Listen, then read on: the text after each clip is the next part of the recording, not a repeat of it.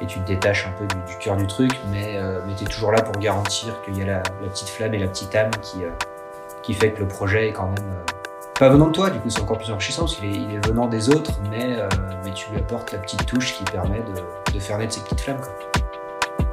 Vous écoutez Drop the Cutch.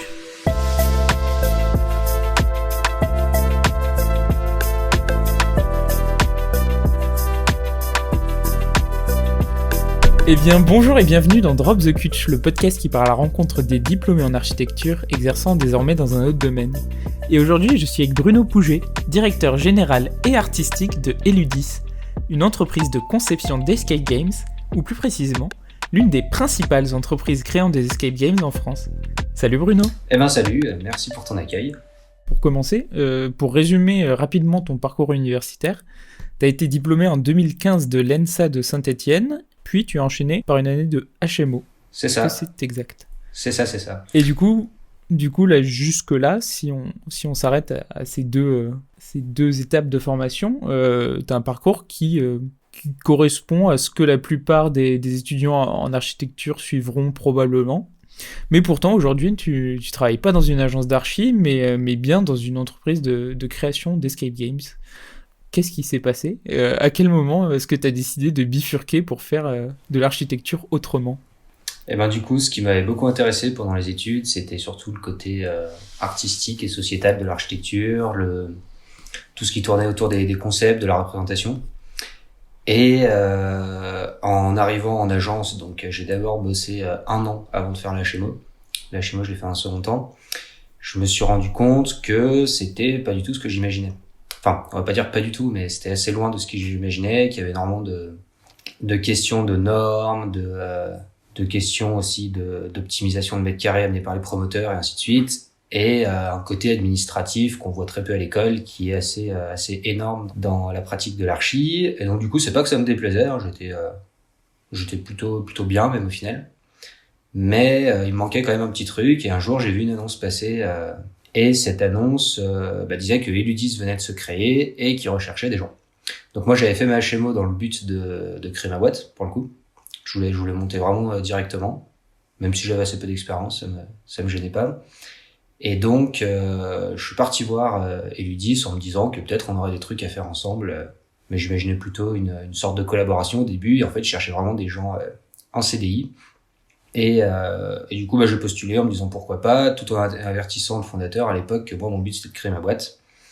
Et donc, au bout de 6 mois, on s'est super bien entendu et on s'est associés. La boîte avait alors 1 an. Et du coup, la pratique de l'archi dans cette boîte, au final, c'est assez ressemblant à ce qui se passe dans une agence, dans le sens que les phases sont quasiment les mêmes. Il y a beaucoup moins de normes, pas de promoteurs. Du coup, les clients sont plutôt créatifs et assez fous même parfois sur les thèmes qu'ils choisissent, et donc un aspect créatif qui est vachement plus développé.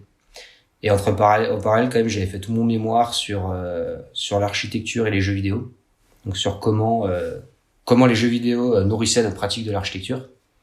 Et du coup, j'avais quand même un gros pied dans le domaine, j'étais un gros joueur et j'avais étudié le game design en autodidacte depuis plusieurs années. Donc c'était mon poste parfait puisque ça mixait autant l'archi que le jeu, que la scéno, que le graphisme. Ouais, parce que j'ai oublié de le préciser, mais Eludis fait des escape games physiques, mais aussi virtuels, c'est ça ? C'est ça. En fait, on fait de la scénographie et du jeu sous quasiment toutes ses formes. Ça peut aussi être de la chasse au trésor, ce qu'on appelle des explore games, pour visiter des musées, des châteaux, et ainsi de suite. Et principalement, quand même, des escape games, ouais. D'ailleurs, est-ce que pour bien poser les bases de cet échange, on va faire une petite présentation d'Eludis ? Ouais, Eludis, du coup, c'est fondé en 2016 par mon associé qui est David Zalchman-Rice. Et à la base, lui, il voulait créer son complexe d'escape game pour les exploiter, mais par manque d'apport par rapport aux ambitions qu'il avait et par la rencontre avec des architectes, on s'est plutôt orienté vers la création d'escape games qu'on proposait du coup à ceux qui les exploitent. Et maintenant, aujourd'hui, donc on a commencé, on était 5-6 dans un tout petit local. Maintenant, on a 700 mètres carrés, on est 28. Et on bosse dans la France entière. On fait autant des escape games que des jeux vidéo, que des chasses au trésor, des escape box aussi. C'est des escape games concentrés dans des box. Je t'enverrai un peu de doc si tu veux. Et du coup, on se développe maintenant beaucoup sur ces thématiques de l'espace, mais de plus en plus sur la thématique du jeu et d'un espace qui parfois est totalement dématérialisé, voire absent. Et ton autre associé, il est archi, lui, ou pas du tout? Et non, alors lui, il était cascadeur dans le cinéma et Non. ensuite hypnothérapeute. Eh ben, quel parcours! Euh, Ouais. Maintenant, c'est quoi précisément ton rôle dans cette entreprise? Enfin, aujourd'hui, maintenant que t'as développé un petit peu, enfin, t'as grimpé les échelons. Et ben du coup, à la base, je suis rentré en tant que concepteur. Donc le but, c'est le rôle d'un anarchie globalement, c'est de gérer le client, de gérer les projets, de gérer un peu l'équipe et de suivre les délais. Maintenant, c'est organisé avec des pôles aussi, parce on a un atelier en interne, on a un atelier donc de menuiserie, de décoration et d'électronique. Donc on a des chefs de pôle, ce qui fait que le concepteur a plus une relation avec eux comme il les aurait avec une entreprise. C'est plus lui qui va suivre les menuisiers en direct, mais il les suit par le biais du chef de pôle. Mais le fait d'avoir ça en interne, du coup, ça permet de prendre plein de raccourcis et d'avoir quelque chose de super cohérent. Et moi, mon rôle, il est autant dans la direction générale, donc de pérenniser la boîte, hein, donc beaucoup de commercial, de marketing, d'orientation à prendre, de gestion globale, que dans la direction artistique. Donc là, ça ressemble un peu à ce qu'on a en projet entre le prof et les étudiants. C'est-à-dire que nos game designers et nos concepteurs sont assez autonomes dans ce qu'ils font. Et moi, je vais apporter un regard critique sur ce qu'ils font, des orientations pour être sûr que, déjà pour un peu les challenger, pour qu'on mixe un peu les idées et puis pour être sûr qu'on garantisse notre qualité, quoi. Et enfin, moi, ça m'intéresse énormément de savoir un petit peu comment ça se passe le processus de création d'un Escape Games. Donc, vous recevez une commande au début. De qui c'est une. Parce que je pensais, au début, j'étais persuadé que les locaux d'Escape Games étaient des indépendants. Donc, en te découvrant, j'ai découvert aussi qu'il y avait des entreprises qui centralisaient un petit peu tout ça. Et du coup, vous recevez une commande, puis il y a toute la création d'un univers qui. Enfin, en préparant cette interview, je me demandais, est-ce que vu qu'Escape Games, il y a quand même une histoire, est-ce que vous bossez comme pour un film avec des storyboards, des dessins, de la modé? Euh, Ma question est super longue et décousue, je suis désolé, Ouais, non, mais j'ai bien saisi. mais du coup, le Bah oui, processus, oui, du coup, j'imagine, il y a la ça, commande, il y a la création de l'univers, puis il y a peut-être des prototypes, et puis il y a la mise en œuvre avec vos différents ouais, corps de métier. il y a tout ça, ouais. Donc il y a deux cas de figure principaux. Soit le client nous donne un thème assez vague et il nous laisse carte blanche du type j'aimerais une salle horreur, j'aimerais une salle familiale, une salle, je sais pas, un peu magique, j'aime bien Harry Potter, j'aime bien Narnia. Soit il nous donne un scénario qu'il a préécrit lui, qu'on va réadapter, ou pas d'ailleurs, hein, si c'est super bien ficelé, on part direct. Donc le cas le plus fréquent, ça reste le premier quand même, et c'est le plus intéressant parce qu'on a le processus de long en large. Donc là, nous, on commence par faire. Moi, j'aime beaucoup la page blanche et je travaille beaucoup en veille, c'est-à-dire que je vais avoir une culture, on va dire un peu passive, quoi. Je vais jouer à beaucoup de choses, lire beaucoup de choses et ainsi de suite. Et quand je crée quelque chose, je pars un peu de l'imaginaire que je m'en fais, sans forcément aller chercher de références. Et ensuite, une fois que vraiment je tiens quelque chose, que je trouve ça cool, que je trouve ça cohérent, et que c'est un petit peu développé, là, je vais voir les références. Déjà pour être sûr que je suis pas en train de faire quelque chose qui existe déjà, puisque dans l'escape game, c'est mieux. Et aussi pour pouvoir un peu m'enrichir de tout ce qui a été fait pour apporter plus de détails. Donc la première étape, c'est ce qu'on appelle une étude préalable. En fait, ça correspond globalement à une esquisse en archi. On va gribouiller plein de trucs, on va écrire des machins, on va tester des énigmes, on va un peu les tester avec les collègues sur papier, on va un peu en discuter. Et une fois que cette étude préalable, on l'a mise en forme, donc on a déjà une petite scéno, un petit emplacement. Ça ressemble beaucoup à une esquisse d'archi, sauf qu'il y a quand même tout le scénario qui est écrit, les énigmes un peu mises en place, mais sans forcément les détailler. Par exemple, on va dire, il y a, je sais pas, il y a 4 tableaux il y a un chiffre sur chaque tableau, un tableau met en scène un bébé, un autre un vieillard, un jeune homme, ainsi de suite. Les joueurs devront les remettre dans l'ordre pour trouver un code pour ouvrir une porte. On va s'arrêter à ce stade de détail. Une fois que ça, donc on a terminé, on l'envoie au client, ce qui permet au client déjà de valider que ça lui convient et qu'on est sur la même longueur d'onde. Et une fois que ça c'est fait, on part sur le cahier de conception. Donc là, c'est un gros cahier qui peut faire entre 60 et 120, 130 pages, où le bourre d'illustrations, le bourre de détails. Et là, le but de ce cahier, et parfois ça nous arrive, c'est que ensuite l'atelier soit quasiment autonome pour le réaliser. Donc parfois on vend que ce cahier-là, les exploitants les créent leur salle eux-mêmes. Ceux qui sont un petit peu bricoleurs, qui gèrent un peu d'électronique, ils peuvent se débrouiller. Et donc une fois que ce cahier est fait, on a globalement la salle qui existe de façon très précise. Ouais, ça pourrait se comparer au DCE en gros. Au DCE, mais avec tous les plans techniques et vraiment une liste de tout ce qu'il y a à faire. Donc ça ensuite, ça part nous dans notre phase bureau d'études, où là c'est dépioté et c'est éclaté en plein de mini-projets pour tel mécanisme, pour telle porte, pour tel décor, et ainsi de suite. Donc on a une personne qui gère le pôle électronique, une personne qui gère le pôle atelier, une personne qui gère le pôle décoration, et une personne qui gère la planification. Donc il fait vraiment que de la planification et de la logistique. Et donc ça va nous donner le planning et le détail des tâches, quelle matière, et ainsi de suite. Et là où on est un peu différent en archi, c'est qu'on a quand même on a une obligation de rendu, mais pas de moyens. C'est-à-dire que si par exemple on indique effet métal sur notre cahier de conception, on peut faire l'effet métal de la façon dont on le souhaite. Ouais. Il n'y a pas de nuancier, d'échantillon, de machin à présenter au client. Si c'est du parquet, on met parquet bois, je sais pas, type chêne par exemple, sombre. On va pas présenter plusieurs échantillons au client. On va partir direct sur il y a un côté très déco, donc très très vivant. Et puis on va rajouter des petites toiles d'araignée, des petits objets par-ci par-là. Enfin, il y a un côté, il y a tellement de détails qu'on pourrait même pas tout dessiner au final. Par contre, on fait quand même de plus en plus d'échantillons pour les gros morceaux. Si par exemple le client veut un faux marbre, on a plusieurs échantillons, on peut lui présenter, histoire de blinder le truc au maximum et qu'il n'y ait pas de surprise. Mais contrairement à l'archi, c'est vrai qu'il y a un côté décor. Et du coup, il y a un peu de bluff parfois. Il y a un peu de, si on met du métal, que le budget s'y prête pas, on va faire des patines sur du bois. On va pas forcément mettre du vrai métal. Et il y a un côté peut-être un peu moins dessiné que l'archi, dans le sens que c'est plus organique aussi. Parfois, si on a une vieille cabane en bois, par exemple, on va pas s'amuser à dessiner chaque planche. Quand on a une structure, une moodboard, et puis après c'est cloueuse et planche, et puis on monte ça un peu en live sur le chantier aussi. Et donc une fois que l'atelier après se met en marche, les menuisiers construisent tous les éléments, les décorateurs les décorent, et les électroniciens viennent intégrer toute l'électronique dedans.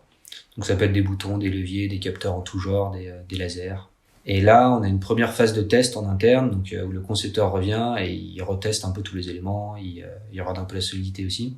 Un contrôle qualité de la part des chefs de pôle qui s'attardent beaucoup sur la solidité et la pérennité des trucs, parce que parfois il peut y avoir jusqu'à 100-150 joueurs par jour qui vont manipuler les mécanismes. Donc faut que ce soit costaud. On se dit qu'il faut que ce soit aussi costaud que du mobilier urbain, quoi. Et à la suite de ça, on part sur le chantier, on monte les cloisons, on pose les décors qu'on a fait on décore les plaques de placo en amont. Comme ça, on n'a plus qu'à les amener et à les mettre sur les rails. On installe les mécanismes. On installe toutes les babioles, toute la déco. Et une fois que ça c'est fait, on a une phase de réception avec le client qui se passe sous la forme de test. C'est-à-dire que ce qu'on va juger, c'est pas une réception comme en archi. Est-ce que la plinte est bien collée là? Est-ce qu'il manque pas ce petit truc, machin et tout? On va plus se concentrer sur le ressenti de joueurs et du jeu. Puisqu'il y a aussi toute la bande son, les effets spéciaux, les faux orages, la fumée, et ainsi de suite. Donc on les met en condition, et en général, ils font une partie avec leurs amis, et après on va plus discuter on va quand même beaucoup discuter de la solidité de certains éléments si on sent que ça va pas le faire dans le temps. Et après plus du fun, du jeu, de l'immersion et de l'immersion de façon globale, quoi. On va pas s'attarder sur un élément particulier si son rendu dans sa globalité au final est déjà au top. Justement, il y a une question que j'avais posée, j'avais fait une interview avec Thomas qui est concepteur d'aires de jeu, et j'avais posé cette question parce que c'est quelque chose qui est complètement intangible, mais qu'est-ce qui fait un bon escape game? Un bon escape game, pour nous, c'est un escape game qui te fait oublier que t'es dans un jeu, je dirais. Donc qui a une immersion suffisamment forte pour que tu te prennes vraiment au jeu et que tu crois à l'univers dans lequel t'es rentré. Donc ce qui oblige d'avoir un côté super cohérent et plein de détails que les joueurs ne verront pas, mais qui rien que le fait d'être entouré de tout ça rend cette cohérence et cette profondeur au jeu, et que si à un moment on balance une alarme incendie, il faut qu'ils aient l'impression qu'il y ait vraiment le feu, quoi. Et c'est une sensation qu'on arrive à faire assez régulièrement au final, avec ça passe aussi beaucoup par l'histoire, par le contexte, par comment c'est amené, par le rôle du game master aussi, hein, qui a un rôle très important. La cohérence des énigmes, c'est-à-dire si on est dans une salle, une salle d'horreur et qu'on se retrouve à faire un sudoku, c'est pas forcément pourquoi pas, mais faut qu'il y ait un lien. C'est-à-dire qu'on cherche à vraiment tout justifier, qu'il n'y ait aucune énigme qui soit là par hasard. Donc quand je donnais des cours de game design, l'exemple que je donnais aux élèves, c'était que par exemple, si tu mets un cadenas sur un frigo, a priori, normalement, c'est pas très cohérent. Par contre, si t'as un petit post-it à côté qui dit, j'en sais rien, ma chérie, t'es une gloutonne, j'ai décidé de te rationner, le cadenas se justifie. Et du coup, il y a cette démarche qu'on a beaucoup en archi, je trouve aussi, par rapport à nos concepts, surtout quand on fait des projets d'école, où il y a vraiment cette recherche de cohérence ultime jusqu'à la poignée de porte, quoi. Où il faut que tout se réponde, que tout raconte la même histoire, que les éléments s'imbriquent bien les uns avec les autres. Et là, c'est un petit peu la même chose, c'est-à-dire que chaque objet qu'on va mettre dans la salle, chaque énigme qu'on va créer, chaque son qu'on va produire doit être dans cette cohérence. Et donc, c'est souvent ce qui fait un bon escape game, parce qu'après, ça permet une immersion complète. Et après, il faut quand même avoir des énigmes fun, de la coopération, un bon rythme. Et un truc qui m'intéresse, c'est de savoir comment est-ce que les architectes pourraient s'inspirer de votre processus de conception. En fait, qu'est-ce qu'on pourrait intégrer de votre processus de conception au sein du processus de l'architecture ? C'est vrai que je me suis jamais posé la question dans ce sens. Dans l'autre sens, oui, puisque tous nos concepteurs, du coup, sont des architectes, quasiment, qu'on forme en game design. Mais est-ce que nous, on pourrait apporter quelque chose à l'architecture ? De ce que j'en ai vu en agence, assez peu au final. L'inverse est simple. Après, c'est vrai que tout ce qu'on pourrait apporter, c'est plus de poésie, plus de scénarisation de l'espace, on va dire, plus d'immersion. Mais c'est quelque chose qui a quand même rarement sa place, je trouve, dans le monde du travail, parce que ce serait poussé si ça pouvait être autant poussé à l'extrême que dans l'escape game, en archi, ce serait super cool. Mais après aussi, dans l'archi, t'as le fait que les bâtiments ont une fonctionnalité, mais sont aussi vécus un peu différemment par chacun en fonction de par où tu passes, ce que tu viens y faire, ainsi de suite. Là où l'escape game c'est une aventure d'1 heure dans laquelle tu reviens pas, et il y a quand même un côté hyper presque on pourrait dire scripté, si on veut faire une analogie au jeu vidéo, c'est-à-dire que tout est quasiment millimétré sur quand il va ouvrir cette porte, il va se passer ça, et ainsi de suite. Ce qui fait qu'on est vachement moins on n'est pas en déambulation comme dans l'architecture, on est vachement plus dans une attraction, quoi. Ouais, éventuellement de la scéno, quoi. Mais de la scéno, ouais. De la scéno, pourquoi pas de tout ce qui est électronique, technologique, qui pourra apporter il y a déjà des agences qui le font, hein, mais qui pourra apporter des façades un peu intelligentes, de la domotique, des choses comme ça. Et t'as dit que tout est scripté dans un escape game, mais je sais qu'il y a de plus en plus de jeux vidéo qui essayent de faire des arborescences où chaque joueur, en fonction de ses décisions, va avoir une aventure différente. Est-ce que dans un espace physique comme un escape game, c'est possible, escape game? Alors c'est possible. Ouais, c'est possible aussi, mais ça n'empêche pas que tout comme dans les jeux vidéo, c'est scripté dans le sens que tous les chemins possibles sont préfaits. Après oui, c'est possible. Il y a de plus en plus de scénarios, il y a des choix, mais il y a des choix, il y en a 2 ou 3, quoi. Il y en a pas. Tu peux pas créer ton propre choix. Non, mais c'était dans l'idée comme ça. Si tu reviens plusieurs fois dans le jeu, chaque fois Non, tu peux. Et après il y a des énigmes, ce qu'on appelle ce que dans le jeu vidéo on appelle des bacs à sable. C'est un peu ce qui se passe quand tu joues à GTA et que tu décides de faire un peu ce que tu as envie. Ça, on arrive à intégrer des séquences comme ça dans l'escape, dans le sens que par exemple on avait fait une énigme où pour déverrouiller une porte, il fallait peser un objet et tomber sur je sais plus exactement, mais disons 55 grammes. Et là les joueurs au final étaient libres de faire ce qu'ils voulaient pour trouver ces 55 grammes. Donc certains empilaient des cartes, d'autres trouvaient l'objet parfait auquel nous on avait pensé pour le mettre dessus. Et là, il y a un côté un peu bac à sable. Mais ça reste un moment un peu précis. Et ensuite, de toute façon, vu que l'aventure est timée sur 1 heure, on est obligé, nous, d'avoir une progression qui est quand même très rythmée. Enfin, 1 heure ou plus d'ailleurs, au moins, mais il y a toujours chez les exploitants, il y a toujours un temps pour que les groupes puissent enchaîner, qu'ils puissent avoir un planning, tout simplement. Ce qui est rarement le cas en architecture, pour le coup. Justement, tu as commencé à l'évoquer un petit peu, mais c'est quoi les différences entre la conception d'un escape game virtuel et physique? Est-ce qu'il y a vraiment, est-ce qu'il y a des réelles Alors, profondes différences entre les deux?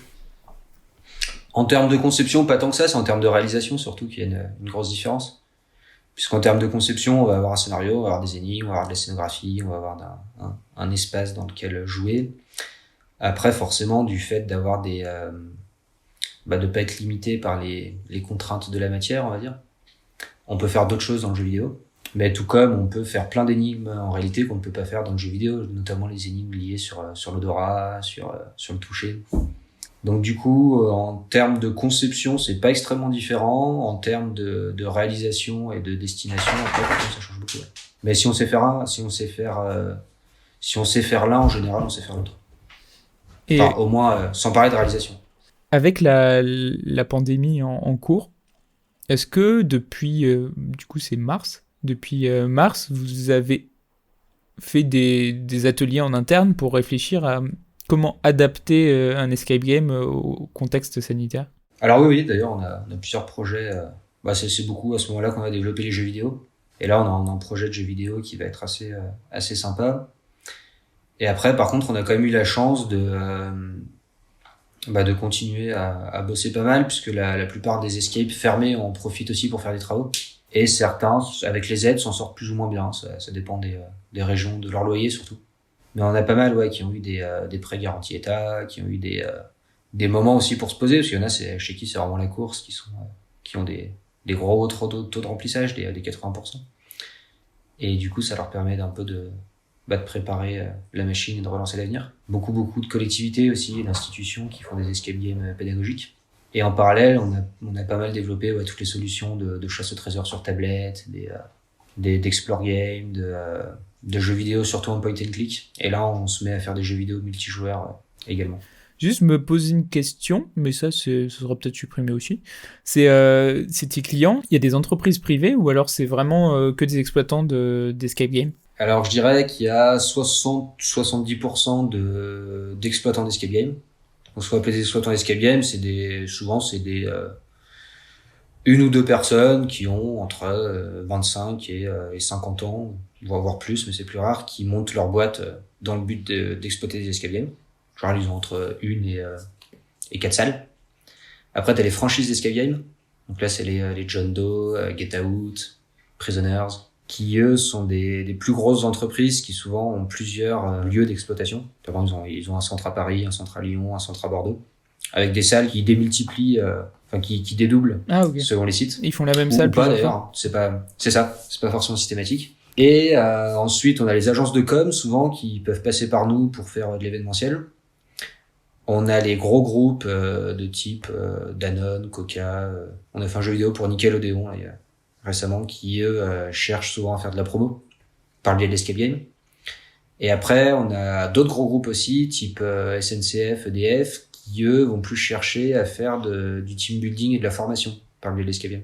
Et ensuite, on a des collectivités aussi, des mairies, des stations de ski, des choses comme ça qui veulent créer des escape games souvent pédagogiques pour le coup, et des musées, des théâtres. On fait un truc chaque année pour Halloween avec l'Opéra de Montpellier par exemple. On fait découvrir les coulisses de l'opéra sous forme d'escape game d'horreur. Donc il y a vraiment un peu de tout, et là on a de plus en plus de demandes de chambres d'hôtes ou de gîtes, des choses comme ça, qui veulent rajouter un petit événement pour les enterrements de vie de garçons, pour les week-ends de mariage sous forme d'escape game aussi. Ah, c'est marrant. Donc c'est très très pluriel. Après nous, ce qu'on va pas faire, mais il y a quand même de la demande, c'est tout ce qui est particulier. Les gens qui veulent jouer chez eux avec des kits imprimés, il y en a qui veulent mettre ça en place pour leur mariage aussi. Mais souvent c'est des budgets beaucoup plus petits qui se destinent à des boîtes plus petites, mais il y a de quoi faire là-dedans. Et après il y a tout le pan jeu vidéo aussi qui est assez développé, avec des entreprises souvent qui veulent faire des quiz par exemple, ou des jeux pour sensibiliser sur le développement durable, mais à leur image. Et là, c'est souvent les plus grosses entreprises, et c'est du budget marketing et com chez eux. Et en tant que gamer, tu te vois un jour développer l'aspect jeux vidéo pour sortir des escape games, mais vraiment faire en plus des jeux vidéo escape games, vraiment des vrais jeux vidéo, avoir une part des studios de développement? Carrément, c'est en cours. Là, on est en train de monter un jeu qui sera un jeu où on résout des escape games en ligne. et qui aura une première partie plutôt destinée aux exploitants pour faire des jeux comme ils font actuellement des jeux en visio. Et ce qui est sympa, c'est qu'on va créer sûrement le premier jeu vidéo dans lequel tu as un personnage non jouable qui est vivant, qui sera le Game Master. Par exemple, tu es dans un manoir hanté, les joueurs doivent en sortir. Le Game Master fait partie du jeu, c'est un fantôme, il incarne un petit fantôme, que les joueurs ne voient pas, mais pour donner des indices, il peut entreouvrir un tiroir, faire tomber un objet, des choses comme ça. Et du coup, ça va être cool parce que ça va être très... il y aura vachement un côté bac à sable pour le coup, justement. Et ensuite, donc ce petit studio de jeux vidéo qu'on est en plein dedans, là, on est en train de le monter, hein, on aimerait faire des vrais jeux après. Enfin, des vrais jeux, des jeux grand public. Pour console, pour ordi, pour smartphone PC, mobile, console, tout, ouais. Tout. Je pense qu'on commencera par mobile, sûrement, parce que c'est là que c'est le plus rentable et ça nous permettra de lancer le truc plus facilement. Mais après, sinon, la plateforme de cœur, c'est le PC, ouais. J'ai lancé des débats. Ouais. J'ai bien fait de poser cette question. Sans aucune transition. J'ai une question à propos de la HMO. T'as dit que t'avais enchaîné ta HMO directement après tes études. Et j'aimerais... Non, j'ai fait un an entre. Ah, t'as fait un an entre ta HMO et... Ouais, j'ai fait un an entre, ouais. Et du coup, c'est quoi ton retour sur la HMO? Est-ce que, justement, tu l'aurais plutôt fait avec du recul après tes études, ou alors tu conseilles d'attendre un petit peu avant de la faire? Bah, vu que j'ai fait une bonne année entre, j'étais content d'avoir fait cette année entre, ouais. Je pense que de la faire tout de suite, c'est compliqué, à moins vraiment d'avoir fait des stages longs avant et d'avoir vu un peu ce que c'était dans le milieu. Mais après, maintenant, il y a tellement d'agences, il y a tellement de pratiques différentes. Mais c'est vrai qu'en sortant de l'école, on a quand même une vision assez théorique de tout ça et assez presque individuelle, je dirais, dans le sens on nous pousse à développer notre propre façon de penser, notre propre façon de concevoir. Alors qu'en fait, quand on est dans le travail, on se rend compte qu'il y a pas mal de méthodes un peu stéréotypées que les agences utilisent, quoi. On peut pas débouler et dire moi je fais comme ça, j'utilise tel logiciel, tel machin, mon workflow c'est ça. Souvent c'est hyper établi, et du coup je trouve que la faire après, mais pas forcément très tard après, 1 ou 2 ans après, ça permet quand même d'avoir un peu plus de recul sur tout ça et peut-être de choisir un sujet un peu plus engagé aussi. Par contre, je dirais que si la personne est sûre de se lancer, elle a intérêt à la faire cash direct, ouais.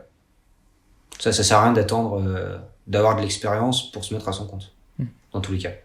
Parce qu'après, là, on arrive très facilement à faire de la coopération avec d'autres agences, à sous-traiter des phases qu'on maîtrise pas, et au contraire, quand on y est confronté, on les apprend beaucoup plus vite, au final, que quand on peut être bloqué dans une agence sur certaines phases aussi, on va pas forcément en voir beaucoup plus, quoi. Après, c'est pas, la HMO peut être aussi un projet d'agence. Et dans ce cas-là, je pense que c'est bien d'avoir cette année de recul où le sujet va vraiment être le cœur dans ce qu'on va développer avec notre agence. Après, c'est faire la HMO juste pour pouvoir signer et pouvoir monter sa structure, bah là, autant y aller le plus vite possible. Ouais, ok. Donc finalement, réponse, c'est personnel, quoi. Bah, je suis pas sûr qu'il y ait une... Ouais, ça dépend du projet, je dirais. Après, moi, au final, j'ai la HMO, j'ai jamais signé un permis, du coup. Mais tu peux faire des escape games en béton, maintenant. Ouais, mais pour ça, il faudrait s'inscrire à l'ordre. J'aurais pas le droit d'avoir tout mon atelier avec moi. Du coup, c'est le problème de l'archi, je trouve, c'est que dans la peur de perdre des marchés et notamment avec les promoteurs, les constructeurs, ainsi de suite, plutôt que de faire valoir ses atouts, parce qu'il y en a quand même beaucoup. Ils s'emmurent vachement dans une sorte de protection juridique, à la recherche de lois, de machin et tout, qui font que quelqu'un comme moi, typiquement, qui a passé sa HMO, qui adore l'archi, qui aurait aimé me battre pour cette cause, je me retrouve à ne pas pouvoir le faire, parce que ce que je veux faire, donc notamment avoir un atelier d'électronique, ainsi de suite, n'est pas compatible avec le fait d'être archi. C'est-à-dire, ma boîte, aujourd'hui, ne pourrait pas être une boîte d'archi. Est-ce que tu envisages dans le futur d'un jour retourner vers l'architecture, ou alors maintenant, c'est vraiment ce qui te plaît Je sais pas, ça me manque parfois, mais c'est plutôt l'échelle des projets qui me manque. J'aimais bien faire des gros trucs quand j'étais à l'école, des bons gros concours avec des 3, 4, 5, 6, 10 000 mètres carrés. Et là, c'est vrai qu'on est dans des pièces entre 30 et 100 mètres carrés, donc c'est pas à l'échelle, mais non, a priori, je pense pas y retourner, mais pourquoi pas, ou peut-être qu'un jour on se retrouvera à faire des parcs d'attractions, et dans ce cas-là, il y aura une composante archi vachement plus prononcée. Et je te réinviterai ce jour-là. Ouais. Moi, j'ai abordé un petit peu toutes les thématiques qui me passaient en tête, et du coup, il y a une question que je pose à chaque fois pour un peu conclure le podcast, c'est si tu avais un conseil, enfin, si tu te rencontrais toi dans le passé, soit en sortie du lycée, soit pendant tes études d'archi, qu'est-ce que tu dirais à cette personne? Je sais pas du tout comment tu as vécu des études d'archi, mais quel conseil ou même pas conseil, qu'est-ce que tu dirais au Bruno du passé? Bah, moi, j'ai vraiment adoré mes études, au final. Quand je me rends compte, c'était vraiment des 5 super années. J'ai détesté l'école, pour le coup. Enfin, depuis le collège, à peu près, ça a commencé à vraiment, je me suis senti vraiment à l'étroit. Et en archi, j'ai trouvé qu'on avait justement cette liberté de faire quand même pas mal de trucs, cette envie aussi des profs qu'on se dépasse, quoi, mais qu'on se dépasse un peu à notre manière. C'est ça que j'ai aimé. Pas, le but, c'était pas d'apprendre tel truc, c'était de choisir quelque chose et d'y aller à fond. Donc ça, j'ai beaucoup aimé, et j'ai jamais eu à faire de charrette, à part en groupe. Je pense que c'est vraiment une question d'organisation, plus que de masse de travail. Et du coup, si je me revoyais à cette époque-là, je me serais dit, continuer à fond, et puis faire un max de trucs, quoi, pour être le plus polyvalent possible. J'aurais peut-être aimé dessiner plus, quand j'en avais l'occasion. Et sinon, non, j'ai pas beaucoup de regrets. Bah tant mieux. Bah ouais, tant mieux. Non, c'est des super études. Et puis ce qui est chouette, c'est que ça t'apporte plus au final la capacité de création, de construire des trucs cohérents, et un peu dans n'importe quel domaine au final. Moi, je sais que ça m'a aidé pour quasiment tout, le fait en première année, j'étais assez mauvais, et après j'ai fini avec mon PFE à 17, et j'ai vraiment senti une évolution dans ma pensée, dans le fait de comprendre comment les choses s'imbriquaient, dans ce côté cohérence, et ça m'a débloqué sur énormément de sujets, notamment j'ai un groupe de musique, ça me sert aussi sur comment je vois un peu la vie aussi, comment les choses s'imbriquent. Là. C'est vraiment cette histoire de cohérence et d'aller rechercher un peu de façon presque maniaque ce tout qui se répond, cet emboîtement des choses, qui je trouve peut t'apporter dans quasiment tous les domaines de ta vie énormément de choses, cette façon de penser. Je pense que c'est quelque chose qu'on partage avec les gens qui sont dans les écoles de design, dans les peut-être aux Beaux-Arts de façon un peu plus perchée. Et ça, c'est du coup des études qui te permettent ensuite de faire quasi n'importe quoi. C'est super chouette, parce que même en termes de compétences, en étant archi, t'es scénariste, t'es décorateur d'intérieur, t'es graphiste, tu sais bien écrire aussi, vu que t'écris énormément. T'es assez ouvert sur plein d'aspects du monde, t'as un côté sociologue, t'as presque un côté philosophe aussi, puisque tu réfléchis beaucoup au sens des choses, à quel sens leur donner aussi parfois. Et du coup, avec tout ça, au final, ça fait que tu t'en sors vachement bien. Voilà, dans la boîte, je peux faire de la conception, je peux faire beaucoup d'images, je peux faire un peu de déco, je peux faire du commercial, je peux faire de la gestion d'entreprise. Et sans qu'il y ait un domaine dans lequel je me sente totalement largué. Après, c'est par petite dose, forcément. T'auras pas le même niveau qu'un spécialiste, mais je pense que ouais, vraiment en archi, notre compétence première, c'est la polyvalence, je pense.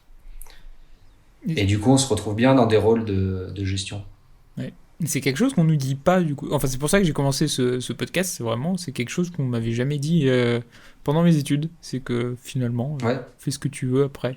T'as toutes les clés pour le faire. Parce que t'es censé faire archi quand même. J'imagine que si tu veux être graphiste de base, il vaut mieux faire des études de graphisme. Mais quoique, je sais pas, hein, parce qu'on a eu des graphistes typiquement que je trouvais moins peut-être meilleurs techniquement, mais moins juste dans ce qu'ils faisaient, et moins profond que les archis qui font du graphisme. Enfin, il y a un truc dans les études d'archi qui est c'est quand même 5 années. C'est quand même 5 années où on n'apprend pas grand-chose au final, je trouve, en termes techniques. On apprend un peu à bidouiller 2-3 logiciels, mais encore, on a aucun cours vraiment pro de tout ça. On sait a priori même pas faire un détail quand on sort de l'école, ou de façon très bancale. On sait pas lire un PLU. On sait quasiment rien faire, en fait, de ce qu'on va nous demander après. Par contre, on sait s'adapter, on sait à n'importe quelle situation, on sait très bien gérer les choses, très bien les imbriquer, trouver des fils rouges de partout. Et c'est ce qui manque. C'est ce qui manque, c'est pas ce qui manque, mais du coup, je pense que ça nous destine beaucoup à des postes soit très créatifs, soit des postes de gestion. D'ailleurs, l'archi, c'est de la gestion au final. Enfin, c'est les deux. Il y a une petite part de créativité, et puis il y a une énorme part de gestion, d'organisation. Typiquement, ceux qui lancent leur agence, enfin, j'ai pas fait beaucoup de stages, mais parmi mes stages, il y en a certains où l'archi, du coup, associé qui gère l'agence, maintenant, il fait quasi plus que de la gestion d'entreprise et moins de l'architecture. Bah ça, après, c'est parce que, ouais, c'est comme moi. Au début, t'es homme orchestre, et puis tu deviens chef d'orchestre, en gros. Parce qu'après, il y a tellement de projets qui se multiplient. Parfois, maintenant, on est 10 à la fois, là. Du coup, on doit chapeauter tout ça. Donc, forcément, après, tu recrées des strates, des chefs de projet, et tu te détaches un peu du cœur du truc, mais t'es toujours là pour garantir qu'il y a la petite flamme et la petite âme qui fait que le projet est quand même pas venant de toi. Du coup, c'est encore plus enrichissant parce qu'il est venant des autres, mais tu lui apportes la petite touche qui permet de faire naître cette petite flamme, quoi. Quand les autres y arrivent pas parfois. Comme le font les profs avec les étudiants sur le projet. Moi, j'avais un prof qui m'avait vachement marqué là-dessus, qui s'appelait Dominique Vigier, il s'appelait. Et lui, ce que j'avais beaucoup aimé, c'est il avait son style, qui était assez marqué pour le coup, très très suisse, quoi, très la belle architecture, comment dire. Mais quand il sentait que t'avais un truc, il te poussait à le rendre bien. On va dire, il t'obligeait pas comme certains à changer un peu de voix pour que ça aille plus vers son style ou comment il le voit lui. Il disait en gros, prouve-moi que ce que t'as fait c'est bien. Là je vois une incohérence, là je vois un truc qui marche pas, fais en sorte que ça marche. Et du coup, j'essaie d'avoir un peu la même attitude avec mes collaborateurs déjà pour pas tout le temps faire la même chose, parce que sinon on a tendance à faire tout le temps la même chose. On a tous nos styles, en gros, ou nos questions sur lesquelles on est un peu maniaque et on va faire des best-of, de best-of, de best-of quand on fait nos projets. Et du coup, le fait de laisser les gens s'exprimer, forcément, ça crée plus de diversité. Et après, parce que au final, il y en a aussi pour tous les goûts, autant dans l'escape, je pense, que dans l'architecture. Même si dans l'architecture, je dirais qu'il y a moins une question de goût quand même. Il y a une question de justesse à un moment qui va surpasser les goûts, quoi. On peut pas s'arrêter au goût. Mais du coup, t'es une sorte, t'es semblable au réalisateur d'un film, si je devais trouver une analogie. En gros, c'est ça, ouais. C'est ça. Ce qui m'empêche pas parfois d'aller prendre la caméra pour tourner un petit rush, d'aller avoir mon petit clavier pour faire une ou deux notes pour la bande son. Mais oui, en gros, c'est ça. C'est vraiment ce côté de... Ouais, je pense que c'est sûrement ce qu'il y a de plus proche. Bon, eh bien, je pense que j'ai abordé vraiment tous les thèmes que je voulais aborder. Du coup, merci beaucoup d'avoir accepté cette invitation. C'était super intéressant, vraiment cette ouverture vers un autre monde que j'avais pas du tout imaginé. En fait, j'avais pas du tout pensé aux escape games en faisant ce podcast. Du coup, c'est hyper intéressant. Merci beaucoup. Merci pour ton accueil et puis avec grand plaisir. Et on se revoit quand tu seras un grand studio de développement de jeux à l'international et avec plaisir. Et plus. On te fera bêta tester les premiers jeux. Ah, très intéressant ça. Bon, merci. Et merci à vous d'avoir écouté cet épisode jusqu'au bout. Si vous voulez faire un commentaire ou une critique, vous pouvez envoyer un message à @iquitect sur Instagram ou laisser un avis sur Apple Podcast. Un grand merci à Simon Tsika et Darius Afshar pour avoir composé la musique du générique et à Louise Gonéméry qui réalise toutes les illustrations sur Instagram. C'était Drop the Kutch.